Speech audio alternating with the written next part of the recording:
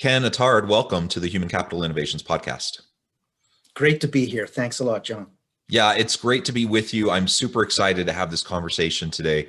You have a really interesting background, and it was fun chatting before the interview started, before we hit record, just getting to know you a little bit. And I have to say, I'm a little jealous. I didn't realize where you were located when we were setting up this interview. And for anyone watching the video, you can see that in my background, I have like a nice beach with a palm tree in the breeze. And Ken is joining us from Malta, which is just incredible. I'm very jealous that you're there. And Utah is very pretty, but there's snow on the ground outside, so I am definitely a little bit jealous. But it's great to be with you today, Ken. And today we're going to be focusing on an abundant mindset, and particularly how leaders can adopt an abundant mindset themselves to lead to personal success, but also how they can help, how that abundant mindset could help them better lead their team, and how they can help their team members develop that same abundant mindset, ultimately to help us navigate the ups and downs, the inevitable ups and downs and challenges that we're going to face in life, in our careers, in our organizations as we're trying to bring value to the marketplace. It's not easy, and no one is going to pretend like everything is simple and always positive and unicorns and rainbows. But as we adopt healthy mindsets, and we get rid of the baggage, and we get rid of the limiting thoughts, it opens up a whole new world for us and our ability to be successful. So I'm excited to explore this with you today, Ken. As we get started, I wanted to share Ken's bio with everybody. Ken Attard is the founder of Mindset Malta. After successfully working with various clients over the span of 15 years, Ken now specializes as a mindset consultant, specifically helping frustrated entrepreneurs to adapt and pivot using his proprietary ARC method, allowing them to have more free time guaranteed. Helping you shift your mindset to create the results that you desire is without a doubt one of the biggest passions in life. Ken brings to the stage his personal experiences, not only as a mindset consultant, but also as an entrepreneur, a father, and a human being like the rest of us on the planet. He has a firm belief that life is not meant to be difficult or a continuous struggle, but is meant to be fun and flowing, full of new experiences that are fruitful, abundant, and inspiring. His fun and easygoing manner comes through in the way he conveys his message, which allows you to feel at ease, be empowered, and ultimately get the results that you want. And I just absolutely love this focus on flow and new experiences, fruitful, abundant, and inspiring experiences in life. I think that's all any of us could really ask for in living a meaningful and purposeful life. So I'm excited to dig into this and not only learn about how we can adopt an abundant mindset for ourselves, but also how we can lead with an abundant mindset to be more successful. Thanks, Ken. Anything else you would like to add by way of background, personal context, anything like that before we jump on into the conversation? Well, sure. First off, thanks for having me. I really appreciate that, and just like you, I'm super excited to be here as well, because I think I have a message that can potentially make a huge difference for many people's lives. Just to add a bit to the background, you mentioned that yes, I am living in Malta, without a doubt, and have been here for 41 years. I am originally from Canada. I was born there, but came to Malta. My parents are both Maltese, and they decided. My dad just decided he didn't want to shovel any more snow. I'm pretty sure I'm convinced of that after 16 years, and he decided he wanted to come back, and we've been here ever since. And obviously, there's something I do like because I am still here. So I can safely say I think the only thing that I truly miss is ice skating. And today we're going to talk a little bit about adapting and pivoting, and I look back on my personal life at that time when I was an avid hockey player, and I moved to an island that the only ice that I was seeing was actually the ice that was in the freezer, and that's about it. So definitely had to make some shifts and had to adapt there at that point in time in my life. An abundant mindset. We were mentioning a number of things there that for the most part, I want to take people back to a very, let's say, a young age. We are all being, up to a certain extent, being programmed, literally being programmed by our parents, by our teachers, the people we're surrounded by, especially in the very young years, between birth and the age of 7. We're literally being programmed with a number of programs that, again, with the best of intentions, in most cases, parents, are doing the best that they can do with what they've got. I'm a parent as well, and I'm doing the best that I can with what I have now. I look back, my daughter's 28. I look back when she was young, and I actually start to look at stuff and I go, oh, I really wish I hadn't done that. Or I wish, but there's no playbook there, to actually, and really know exactly what to do.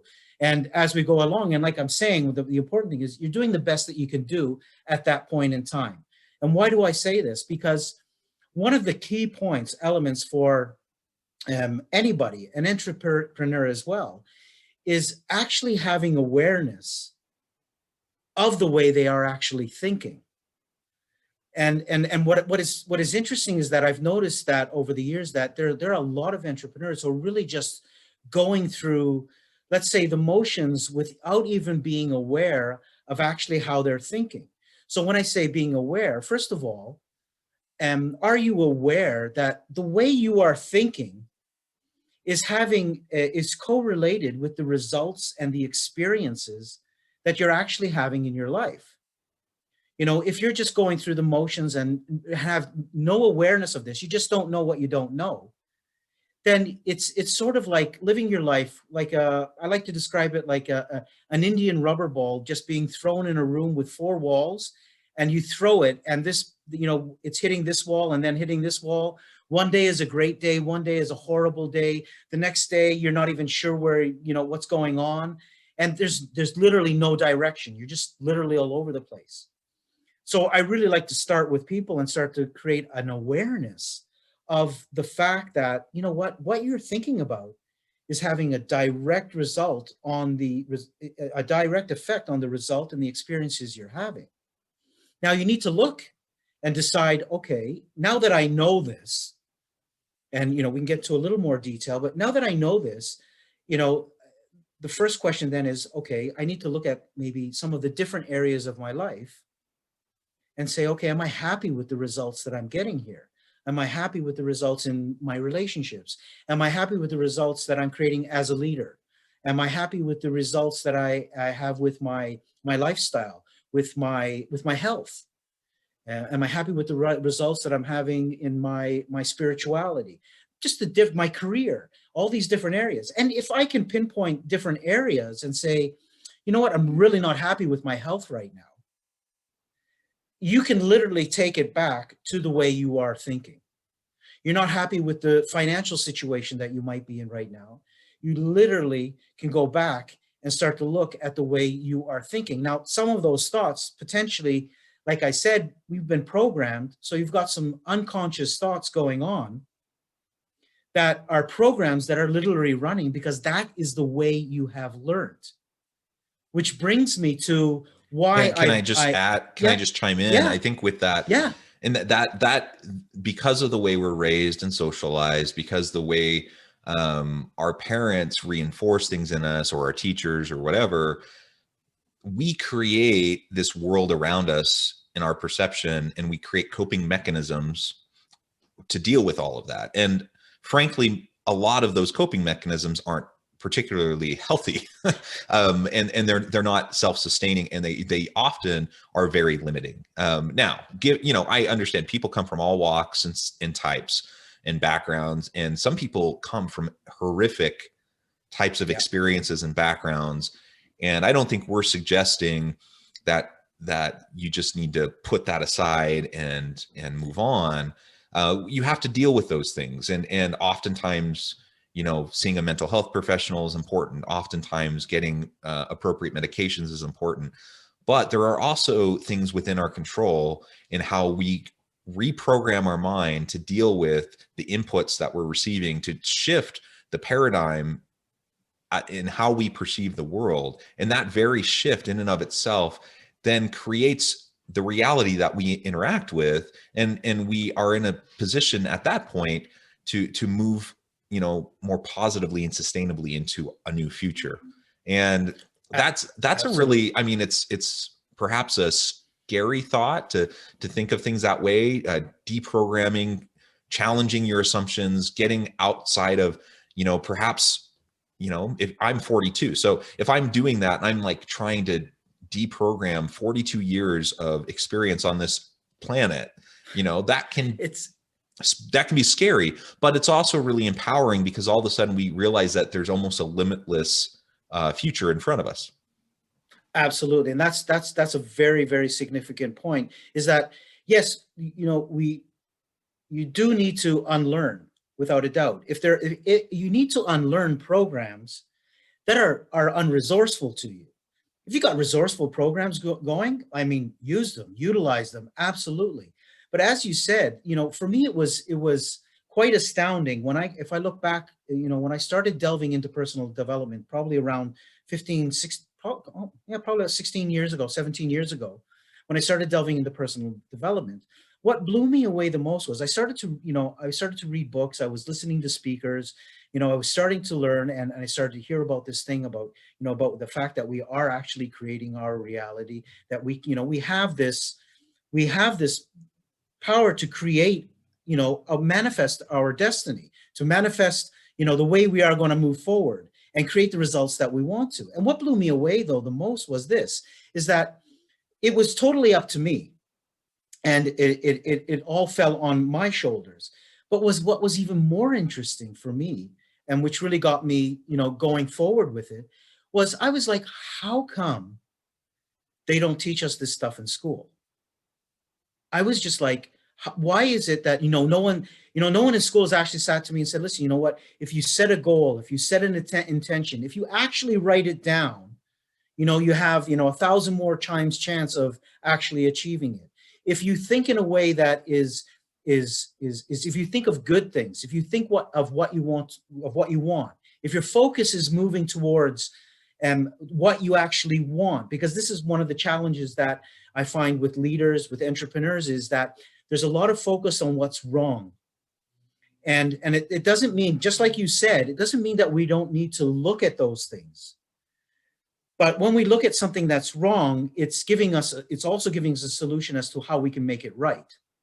So it's giving us the other end of the stick as well. Now, if I start to actually shift and start to look at what is actually working, and this is a really amazing part. So if you actually start to look at what's working in your life, and you look at the different areas that are working, that automatically, for whoever is thinking that way, and it could be very simple. You could even just think about your favorite food, and it is automatically going to create a good feeling for you. See, because our thoughts create an emotion, and that emotion then moves us forward, and it affects the actions and the behaviors that we're going to take. And then those behaviors and actions are going to have a result or an experience. So if I automatically think of something that makes me feel good, I'm using my neurology to help me create an emotion that makes me feel good. It's going to affect all of my physiology, meaning every single cell of our body. So if we want to talk about health, for instance, it's going to have an effect on my health as well. So now, as a leader, if I'm focusing on what's working in my business, what's really interesting is as I start to focus on what is working, what is good in my life, what is working in my business, it starts to open the doors for new and better things to actually come in as well. Whereas if we go the opposite way and are only focused on what's not working, we create more of it. A great example I like to use is, someone who complains all the time. They're literally tapping into a certain frequency. I like to call it complain FM. They're tapping into complain FM. And the minute they get rid of one piece of crap, another one seems to come in automatically. It's just because they are aligned with that. So if you learn how to shift your thinking so that you can start to tap into, courage FM, hope FM, joy, love, all of those things, abundance FM, and truly come from an abundant place. And abundance is a really interesting topic when it comes to business and leadership. Are you actually coming from an abundance place? I see so many times, it's really interesting, is, the proverbial pie. So many businesses think that, other businesses are taking a piece of that pie from them. That's not coming from an abundance mindset. That's coming from a lack mindset, that there isn't enough. When you come from an abundance mindset, there's enough for everyone. No one can take anything away from you. Yeah, the scarcity or fixed mindset as opposed to the growth approach. And absolutely. And I think as you were talking, I was thinking of my experience in so many organizations where I see managers and leaders, up the line of the organization. More often than not, most of what they do is just running around like chickens with their heads cut off, putting out fires every day, right? Yeah. And if that's the context that you're in each and every day, I think it's exactly what you were talking about, kind of in relation to the person who's just complaining all the time. Now, I'm not saying that all those leaders are habitual complainers, but if you're in a situation where you're only putting out fires, you don't have the time or the attention towards like developing things into the future that you want. It's all reactionary. It's not proactive. It's not strategic. And inevitably, you're going to end up dealing with the challenging things, the hard things, the difficult things, and the problem people. I think of leaders who are constantly putting out fires, and what are they doing? They're dealing, with the problem employees who have bad behaviors that need to be corrected or whatever. And a lot of times, it's not about how do I engage with this employee? How do I help this employee to develop and grow and become their true, and best self? That's not really the framing. The framing is, oh, this person did this stupid thing. Now I got to go deal with it. Now I got to go correct it. And it's just a completely different way of dealing with complex interactions between people and teams and within an organizational setting. That is super, super common. And I think that's one of the very first things I would suggest to anybody. If you're trying to adopt an abundance mindset and you're trying to adopt a framing of the world around you that is fundamentally more positive and hopeful, and that's your focus, I think it inevitably goes along with that you're going to be more proactive, rather than reactive. You're not going to be running around like a chicken with your head cut off all the time. You're not going to just be putting out fires, but rather you're going to be doing the little things each and every day that are necessary to develop the relationships, the trust, the respect, earning the trust and respect of your people. And ultimately, that will drive greater and better outcomes for everybody. But it starts with this idea that it's not fixed, and it's not me having to figure out how I'm going to parse out my time amongst all these emergencies, but rather I can start to see how everything within my sphere of influence now has the opportunity to grow and develop. Absolutely. And another thing that is so vitally important for any leader, and again, it's a hard pill to swallow for many leaders. And just like it's a hard pill to swallow for an individual to realize, like, listen, you are creating your reality. The situation you are in, yes, there are circumstances, but it's how are you reacting to those circumstances? So you can react in different ways. So it's a hard pill for them to swallow many a time when I tell them, listen, you have actually created this situation. And a hard pill to swallow for many leaders is to realize that everything happening below them all are symptoms of what's happening at the leadership. So as a leader, I really need to, like you said, if it has to start with me, I have to have, the first person who has to have an abundant mindset is myself. And I have to learn how to do that. And I have to learn how to think. I need to learn how to be able to adapt, to be able to pivot in certain circumstances that are going to arise. So I'm not saying that there's never going to be challenges, because there are always going to be challenges. That's how you're going to be learning. Is that's going to be part of your learning process as well. But when you're coming from an abundant mindset, many times when something does come up, more often than not, you're automatically going to look at, okay, so how are we going to move forward here? You're not getting stuck in why did this happen? You're saying, okay, so how are we going to move forward? And then how are we going to move forward so that this doesn't happen again? So you're looking at solutions, you're looking at solutions. But to do that, like I said, you need to be, if you've always been programmed to react in a certain way, in a certain circumstance, you're just going to keep on doing that over and over and over. It's just like someone who has been programmed to yell whenever they get angry. It's just a behavior. Behaviors can be changed. Behavior is not who you are, but behaviors can be changed. But it starts with being aware of the fact that you're actually doing it and you actually have that program running. Once you are aware of the fact you have that program running, now you can look at ways and means for you to actually start to change that learning. And, you know, for a leader who's going all the time, going, like you said, like a headless chicken, you know, one of the major factors that's going to be a really important part that sometimes they forget is actually to stop.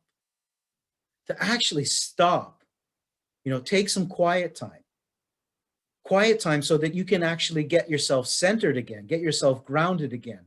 You know, maybe do a short meditation.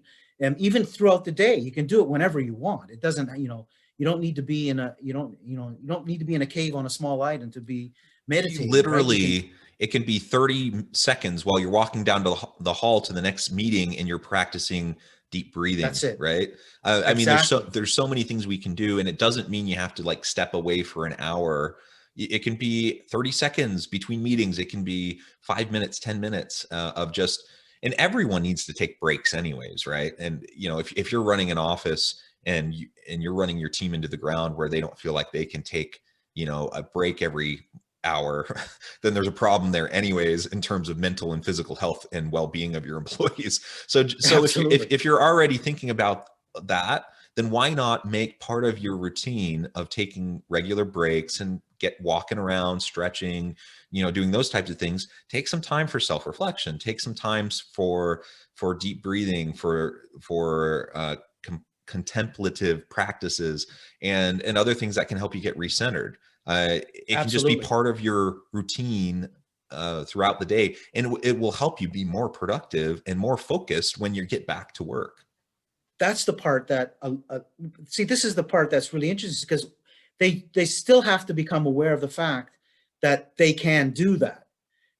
Again, most, you know, even if you listen to any type of trainings and stuff like that, for the most part, they're very, very focused on taking action, which is absolutely, if you listen to anybody, they're going to tell you, listen, you need to take action, you need to take action, which I agree with. Yet what I have grown to learn is that there is a significant difference between taking action and taking inspired action. And the only way to take inspired action is actually to slow yourself down, quiet yourself, quiet your mind, and you can learn that. It's a skill that you can learn. It's not like, and it's not rocket science. That's the beauty of it. It's something that can be learned. And what it's going to do is, you think it's going to slow you down. It's actually going to inspire you. So you actually take action that is the right action, which is actually going to save you a lot of time. Rather than, you know, I like to use the sales, you know, example that, you know, instead of you having to contact 100 clients to make, you know, 5 sales, now, you know, you've been inspired who to contact. You start, you know, and now you're out of 10 people, you're making 5 sales. And all that way, now you're all of a sudden saving time. You have more energy. And you have, you know, as business people, as entrepreneurs, you actually now have more time to do some of the things that you originally started, and you became an entrepreneur so that you would have that freedom to do the things that you wanted to do. And now, as you have more time and more energy, you can actually start to focus on doing those things that you love doing as well. Yeah, absolutely. Well, Ken, it has been a real pleasure talking with you. The time has flown by. I know you have a busy day ahead of you, or rather, I should say a busy evening ahead of you there in Malta. So I need to let you go. But before we close, I wanted to give you a chance to share with listeners how they can get in touch with you, find out more about your work and your business, as well as just give us the last word on this topic for today. Sure, absolutely. So as I said, my focus is with entrepreneurs and helping them to adapt and pivot their business. So right now, and this is a gift for all your listeners as well, I have a free masterclass that they can go to, and they can go to adaptandpivotnow.com. So it's adapt and the word and pivotnow.com. And they can register there for a free masterclass. It's about 30 minutes, and that has my top 3 secrets preventing them from actually adapting and pivoting right now. They can go there. If they do want to get in touch with me directly as well, they can send me an email on coachmenowken@gmail.com. So those are the 2 main outlets where they can get in touch with me. And like I said, my main message, the last message that I want to leave you with is that, neither your business is meant to be a continuous struggle. It's not meant to be a continuous suffering either. It's actually meant to have a lot of fun. Think about when you actually started your business and the enthusiasm that you had in your business and why you started your business and all the values that were behind starting your business. And you can, and now look at your business today, and are you still in line with that? So it's so important to understand these values so that you go back to those values and say, listen, I want to instill fun in my business again. I want it to be flowing. I just really want to have an abundant life. That's beautiful. And that's my hope for everyone listening today, that we can find healthy ways to interact with the world around us, our relationships, the people on our teams, that we can adopt a growth mindset, an abundant approach and perspective to the world and to life. And that's not to discount the challenges that we all face, because life can be hard and we do all face challenges, and that's not going to magically go away. But it can ease the burden that we feel, right? It can lift that weight on our shoulders, and we can feel more empowered within our sphere of influence to make a meaningful impact and have meaning and purpose in our life and with the people around us, the relationships that we have. I encourage listeners to reach out to Ken, get connected, find out more about what he can do for you. I appreciate the offer for the masterclass and encourage everyone to do that. And as always, I hope everyone can stay healthy and safe, that you can find meaning and purpose at work each and every week. And I hope you have a great day. Thank you.